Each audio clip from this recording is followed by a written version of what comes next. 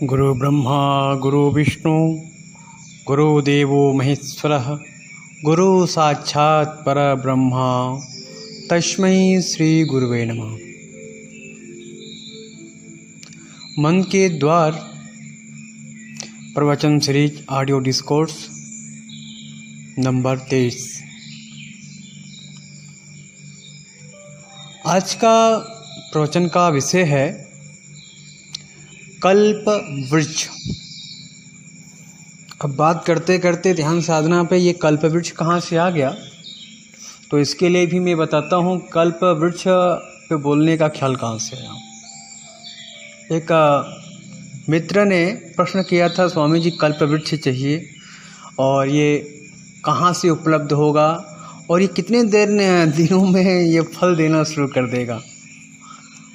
कल्प वृक्ष जो आध्यात्म से जुड़े हैं उनको हो सकता है, ट्रेडिशनल जो अध्यात्म से जुड़े हैं उनको इसका महत्व पता होगा।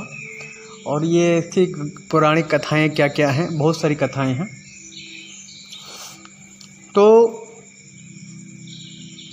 कल्पवृक्ष की कामना कहीं से सुन लिया मित्र ने और कल्पवृक्ष की कामना करते हैं और पूछते हैं कि कितने सालों में ये फल देने लगेगा। फल मतलब आम अमरूद वाला फल नहीं, उससे मतलब नहीं है। कल्प वृक्ष का ऐसी पौराणिक कथाओं में मान्यता है कि कल्प वृक्ष के नीचे बैठ के आप जो भी कामना आप करेंगे,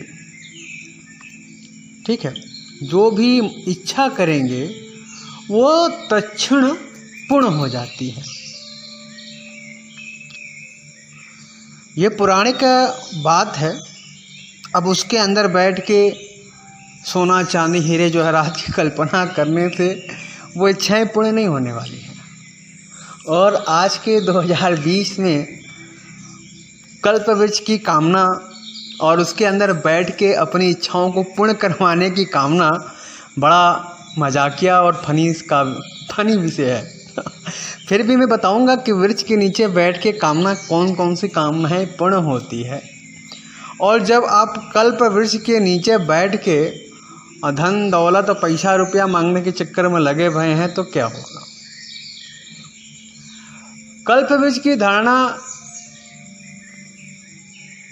ऐसी है कि लोग उसके अंदर बैठ के तत्क्षण जो मांगते हैं वो तत्काल पूरा हो जाता है, ऐसे पौराणिक कथाओं में लिखा हुआ है।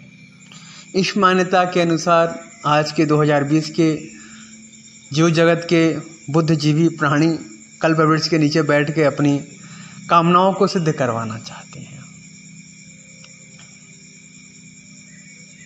परंतु ये जो वृक्ष है, वृक्ष का महत्व बहुत ज़्यादा है। हर वृक्ष की अपनी अपनी एनर्जी होती है। पीपल, गुलर होता है, पाकड़, आम, बहुत सारे वृक्ष हैं, बरगद, जो जिसके नीचे आप बैठ के कोई कार्य करते हैं तो वो जल्द से जल्द सिद्ध होता है। ठीक है, अब थोड़ा इस पे गौर करेंगे। आज की डेट में आपके पास एसी है, पंखा है, कूलर है, अच्छा सा भवन है, बहुत सारी संस्थाएं हैं, बहुत सारा पार्क है जहाँ पे आप सुकून से बैठ के अपनी ध्यान साधना को पूरा कर सकते हैं। अपना घर है तो घर है, नहीं तो कहीं कहीं कुटिया सरकारों ने बना रखी है, उसमें भी बैठ के अपना जीवन चला सकते हैं। आज के हजारों साल पहले जब ये कल्प वृक्ष, फला वृक्ष, चिलाने वृक्ष का जिक्र हुआ, उस समय ये सब सुविधाएं नहीं थी। ऋषियों को अच्छा स्थान, उस समय तो आरसीसी के मकान नहीं होते थे, और लोग को साधना करने के लिए एक सुरक्षित स्थान चाहिए थी। और वृक्ष जो होते हैं बहुत अच्छा हो, जितना घना वृक्ष होता है उतना ठंडक रहती है। गर्मी में ठंडक रहती है, जाड़े में वो आसपास की टेम्परेचर को मेंटेन कर देता है। तो अगर जाड़े में भी अगर घने वृक्ष के नीचे आप बैठते हैं तो ठंड कम लगती है। और बारिश के दिनों में भी घने वृक्ष के नीचे अगर आप चले जाते हैं, घना बरगद का हो या कोई घना पेड़ हो, तो कुछ हद तक खुले में जो बारिश सताएगी आपको, जो भिगोएगी, उससे बहुत हद तक वो वृक्ष आपका रक्षा कर देता है। तो पहले के ऋषि महर्षि उस वृक्षों के नीचे बैठ के तपस्या करना उनका एक उस देश काल के हिसाब से आवश्यकता भी था, क्योंकि ऐसे तो मंदिर वगैरह उस समय बनते नहीं थे। जो आज के 2020 में लग्जरियस मंदिर हो गए हैं, उसमें एसी न जाने क्या क्या सुविधाएं लगा रखे हैं लोगों ने, उस समय ऐसा नहीं था। तो हर वृक्ष जो होता है जीवंत होता है। हालांकि आरसीसी का मकान जीवंत नहीं है, क्योंकि इसके अंदर हर चीज़ तोड़ के कहीं और से उठा के आपने यहाँ पे जोड़ा है। इसके अंदर पड़ा हुआ लोहा कहीं और से आया, इसको रूपांतरण करके लगा हुआ है। सीमेंट कहीं और से आई, बालू कहीं और से आया। और ये सब जब कोई चीज़ उठा के आप कहीं और ले जाते हैं तो वो उसका महत्व कम हो जाता है, उसकी जीवंतता कम हो जाती है। तो इसके कारण भी हम जो इस आरसीसी के मकान में या कोई पत्थर के मंदिर में बैठ के साधना करते हैं तो उसका फल कम मिलता है। और यही साधना, यही ध्यान किसी जीवंत वृक्ष के नीचे अगर यदि आप बैठ के करते हैं तो वो उसका रिजल्ट जल्दी देखने को मिलेगा और जल्दी से सब तपस्या सिद्ध हो जाएगी। तो यही कारण था ऋषि महर्षि अपनी कुटिया में घने वृक्षों के पास बनाते थे, और वृक्षों जो होते हैं तत्क्षण आपकी ऊर्जाओं को रूपांतरण करने में सहायक होते हैं। ठीक है, कभी आपने इसको आजमाया ना चाहते हैं तो किसी वृक्ष के नीचे चले जाइए, बड़ा सा वृक्ष के नीचे। अभी भी गाँवों में जो मंदिरें बनती हैं वृक्ष के नीचे नहीं बनती है। ठीक है, उसी पे एक काक पिंडी रख के वृक्ष के चारों ओर गोल घेरा बना के मंदिर का आकार दे देते हैं, और वहाँ पर देखिए पूरे गांव के लोग पूजा भी करते हैं। उनका साधना, उनकी तपस्या भी जल्दी से सिद्ध होती है। क्यों? वो पत्थर में गोल पिंडी में दम नहीं है, वो भी कहीं से लुढ़कते फुड़कते चला आया। परंतु जो वृक्ष है जल लेता है, वायु लेता है, क्या क्या चीज़ वो ग्रहण करता है। जैसे आप ग्रहण करते हैं वैसे वो ग्रहण करता है। वो जीवित है, परंतु आप उसके समाज का नहीं। आप उसको बस जब चाहे तो पत्ता तोड़ लिया, जब चाहे तो फूल निकाल लिया, जब चाहे तो नोच दिया, काट दिया मशीनों से। तो ये जो वृक्ष होते थे उस आदि अनादि कालों में वो बहुत घने होते थे। उसमें वृक्षों को काटा नहीं जाता रहा। उस समय के ऋषि, उस समय के महर्षि जो थे, हर वृक्ष को औषधि गुणों से भरपूर मानते थे और दैवी शक्ति उसके वृक्षों के अंदर होती थी, ऐसा मानते थे। और ऐसा आज भी है कि हर नीम का वृक्ष है, पीपल का वृक्ष है, तो दैवीय शक्ति से भरपूर है। आप इन्हें बस एक बार जागृत कर दीजिए और आपकी इच्छा शक्ति कोई कैसे प्रबल करते हैं, थोड़ा सा आप कम से कम 7 दिन से लेके 17 दिन तक वृक्ष के नीचे रह के जान सकते हैं। तो ऋषि महर्षि उस समय जो बरगद के नीचे बैठ के ध्यान लगाते थे, पीपल के नीचे बैठ के ध्यान लगाते थे, बहुत सारे घने घने वृक्षों के नीचे बैठ के ध्यान लगाते थे, जंगल में रहते थे, तो उसके कारण से उसकी एनर्जी, प्रार्थना की एनर्जी, ध्यान साधना की एनर्जी बहुत हद तक रूपांतरित होकर एम्प्लीफाई हो जाती थी। चूँकि जो आसपास के परिवेश थे, आसपास की जो ऊर्जाएं थी जिनसे वो अपना तालमेल बना रखा था, वो ऊर्जाओं के कारण उनकी प्रार्थना जल्दी से सिद्ध होती थी। उसी में एक कल्पवृक्ष का भी घटना है। कल्पवृक्ष को अलग अलग इलाकों में अलग अलग वृक्षों को कल्पवृक्ष मानते हैं। आज के डेट में बता रहा हूँ, कहीं पारिजात का वृक्ष देखा है, ये भी देव वृक्ष है, ये भी स्वर्ग से आया हुआ है, इसको भी कल्पवृक्ष मानते हैं। और कल्पवृक्ष का बहुत सारे भारत में भी अन्यत्र स्थानों पे कल्पवृक्ष का पौधा है, वो अलग अलग टाइप का है। बहुत से लोग अलग अलग पेड़ों को कल्पवृक्ष बताते हैं, और बहुत से मंदिरों में कल्पवृक्ष लगा हुआ है, उसको लोहे के घेरे से घेर रखे, बोले ये कल्पवृक्ष है, इसके अंदर बैठने से साधना होती है। उस मंदिर के पुजारी या महंत आदि बैठ के वहाँ पे पूजा करते हैं। ये कल्पवृक्ष और एक आम वृक्ष सब समान है। आज के युग में इस लॉजिक से आप समझेंगे तो सब समान है, एक समान है।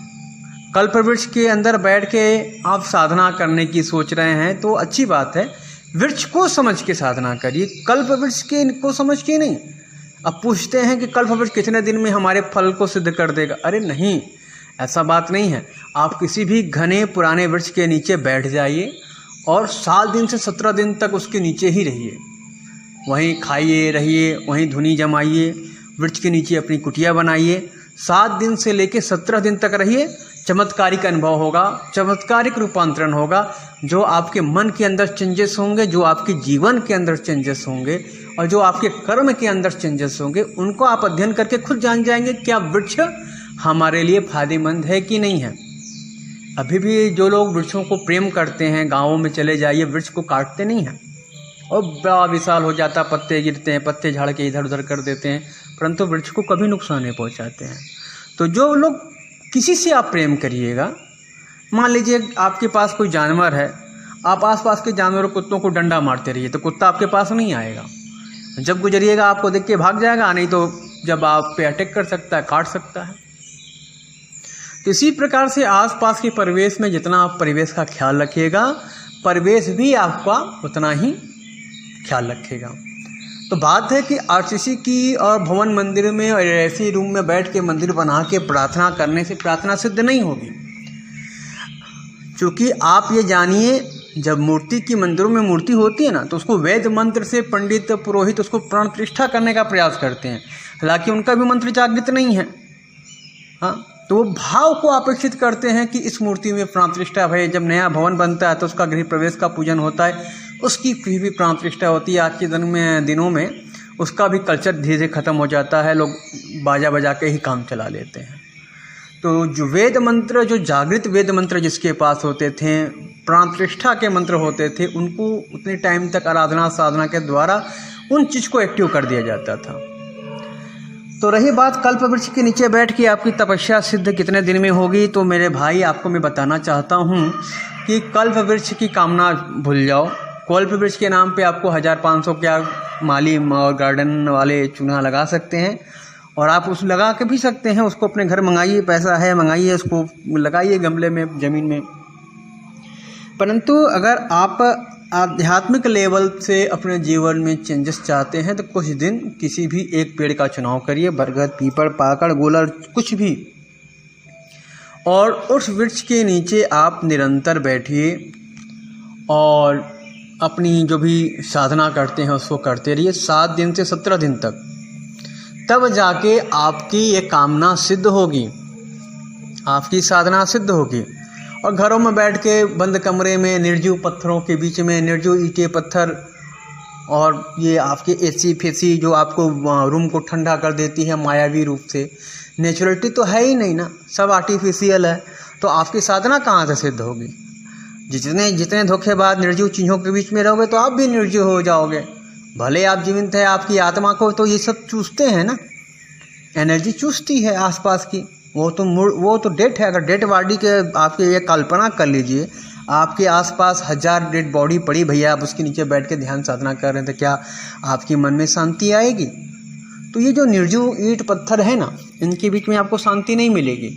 आपको शांति चाहिए तो बाग बगीचों में जाइए, पेड़ पौधों पर जाइए, मन में ये सब लालच वालच छोड़ दीजिए कि देव हमको कल्प वृक्ष मिलेगा तो हमारी कामना सिद्ध होगा। अरे भाई, आप किसी भी वृक्ष के नीचे बैठ के तपस्या शुरू करो, जल्दी से सिद्ध हो जाएगी। यहाँ तक कि बुद्ध को बोधत्व जब प्राप्त हुआ, वो भी पीपल के वृक्ष के नीचे प्राप्त हुआ। कुछ लोग पीपल को शुभ मानते हैं, कुछ लोग अशुभ मानते हैं। हालांकि पीपल इतना पवित्र पौधा है, इतना पूजनीय पौधा है, अन्यत्र कहीं भी भारत में, पूरे भारत में निकल जाता है।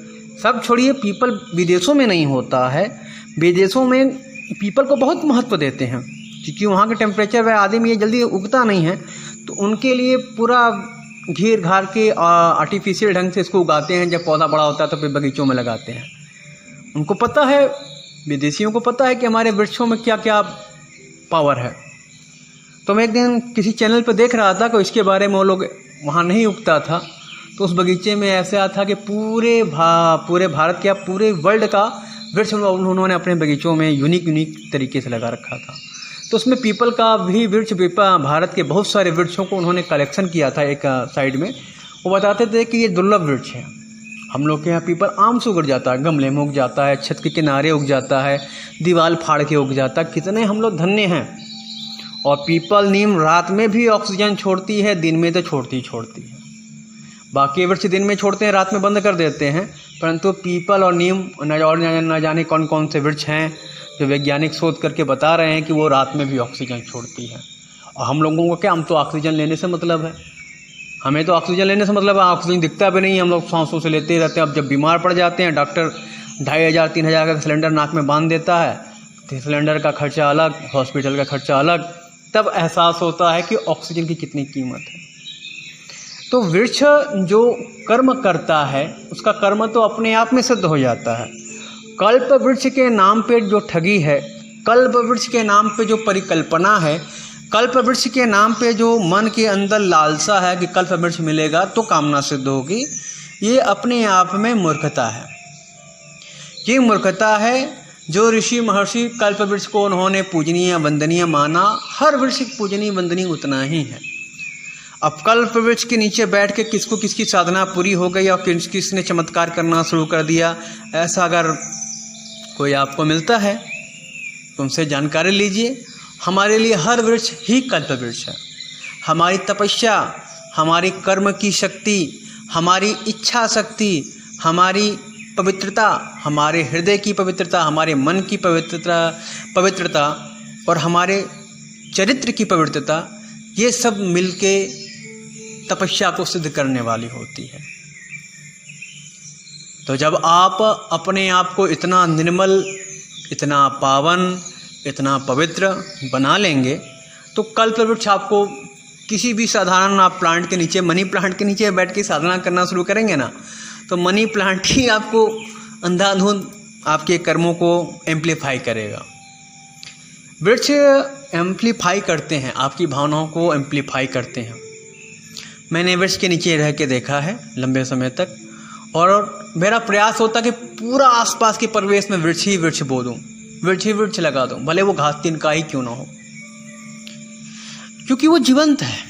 जीवंत लोगों के पास जितना आप रहिएगा, आपके घर में कितने मेंबर हैं, 5 मेंबर, 10 मेंबर, 20 मेंबर, वो सांस लेते हैं, ऑक्सीजन छोड़ते हैं, बातचीत करते हैं, बस यही ना। जितने वृक्ष आप घर में लगाइए, 1000 पौधे, 500 पौधे, 100 पौधे, 10 पौधे, 20 पौधे, छोटी सी शुरुआत करिए। ये मानिए एक पौधा एक मेंबर, वो आपका केयर करेगा, आपके बैड लक को भी खत्म करेगा, आपके शरीर में शुभ संचारी ऊर्जा को छोड़ेगा। आप मेरे कहे पे अपने घर में नहीं, आप जंगल में जा रह सकते हैं, कुछ नहीं, अपने बेडरूम में हो सके, घर के आगे हो सके, जहाँ पौधों को हवा पानी मिल सके, वहाँ लगाना शुरू करिए। जैसे जैसे पौधों की जनसंख्या आप बढ़ानी शुरू करेंगे, वैसे वैसे आपको जीवंतता महसूस होनी शुरू होगी और आप जान पाएंगे कि कैसे कैसे आपके जीवन में चमत्कारिक रूपांतरण हो रहा है और आप अपने आप को कैसे बदला हुआ महसूस कर रहे हैं। कल्प वृक्ष कहाँ मिलेगा? नर्सरी में जाइए, मेरे पास कल्प वृक्ष नहीं है और मैं हर वृक्ष को ही कल्प वृक्ष मानता हूँ, हर वृक्ष को देवता मानता हूँ, हर वृक्ष को देवी मानता हूँ, मैं उसमें ही परमात्मा को मानता हूँ, मैं उसका ही पूजा करता हूँ। पत्थर की मूर्ति तो ठीक है, संसार जो हमारी ट्रेडिशनल संस्कार चले आ रहे हैं उसके फलस्वरूप उनको भी पूजन करना चाहिए, परंतु हमारा अपना आध्यात्मिक चिंतन जीवंत चीज़ों के प्रति ज़्यादा ही है। मैं मानता हूँ हमारे वृक्ष हमारे बहुत अच्छे मित्र हैं, तो जब हम वृक्षों के नीचे जाते हैं तो हमसे बातें करते हैं और हमारी एनर्जी को रूपांतरित करते हैं। तो कल्प वृक्ष हमारे पास नहीं है और मैं झूठ नहीं बोलता हूँ, मैंने कभी कल्प वृक्ष जैसी चीज़ों को नहीं देखा। पारिजात के नीचे मैं बैठ के साधना किया हूँ, उसकी अनुभूति है, पीपल के नीचे है, नीम के नीचे है, बहुत सारे जंगलों में जाके मैंने बहुत टाइम तक रुक के वहाँ पे साधना की और उनको जाना, उस चीज़ को महसूस किया। तो मैं बता सकता हूँ कि वो वृक्ष क्या क्या कर सकते हैं। कल्प वृक्ष के नीचे मैं नहीं बैठा हूँ, कल्प वृक्ष को आज तक स्पर्श नहीं किया हूँ, कल्प वृक्ष को देखा तक नहीं, तो मैं क्यों बताऊँ कि कल्प वृक्ष के नीचे इस कामना सिद्ध होती है कि नहीं होती है। परंतु मानिए कि हर वृक्ष के नीचे कल्प वृक्ष जैसा ही पावर होता है। आप साधना करिए, मैंने जो लॉजिक बताया कि इस ऋषि महर्षि क्यों जंगलों में जाके साधना करते थे, किन कारणों से जंगलों में जाके साधना करते थे, तो आपको अगर अपने घर से और मेरी बातों को अपने आसपास के माहौल में दौड़ा के देखिएगा तो आपको महसूस होगा कि मेरी बातों में कितनी सत्यता है और मेरी बातों में कितनी सच्चाई है। और सबसे बड़ी बात, जब तक आप प्रयोग नहीं करेंगे तब तक आपको अनुभूति नहीं होगी। तो प्रयोग अनुभूति करने के बाद ही आपको परिणाम पता होगा। तो प्रयोग यही है कि 1 दिन से 7 दिन तक रहिए और 7 दिन से 17 दिन तक वृक्ष के नीचे ही रहिए। भले घर में आना जाना खाना हो कोई बात नहीं, पर वृक्ष के नीचे ही रहिए।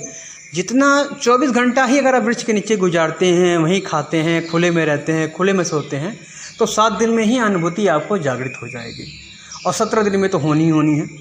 जितना ज़्यादा वक्त गुजारिए, हो सकता है आप बेडरूम में सोते हो, AC में सोते हो, नहीं सो पाएंगे वृक्षों के नीचे, तो आप अपने घर में सोइए, परंतु आप ये प्रयोग करिए। जब आप ऐसा प्रयोग करेंगे तो आपको कल्पवृक्ष हर जगह मिल जाएगा और हर जगह जो ऊर्जा चेंज होती है कल्पवृक्ष के नीचे, वो आम सामान्य जगहों पे भी वो ऊर्जा चेंज होगी और आपको फीलिंग देगी। तो आज के लिए ही इतना ही है और आज के कल्पवृक्ष के ऊपर जितना मुझे बोलना था वो मैंने बोल दिया। उम्मीद करता हूँ कि हर जगह आपको कल्पवृक्ष मिले और आपको सपनों, आपकी साधना, आपकी इच्छा शक्ति को पूर्ण करने वाला वृक्ष आपको जल्द से जल्द मिले, ऐसी मेरी कामना है। आज के लिए इतना ही, धन्यवाद। गुरु ब्रह्मा गुरु विष्णु गुरुदेवो महेश्वरः गुरु साक्षात् परब्रह्म तस्मै श्री गुरुवे नमः।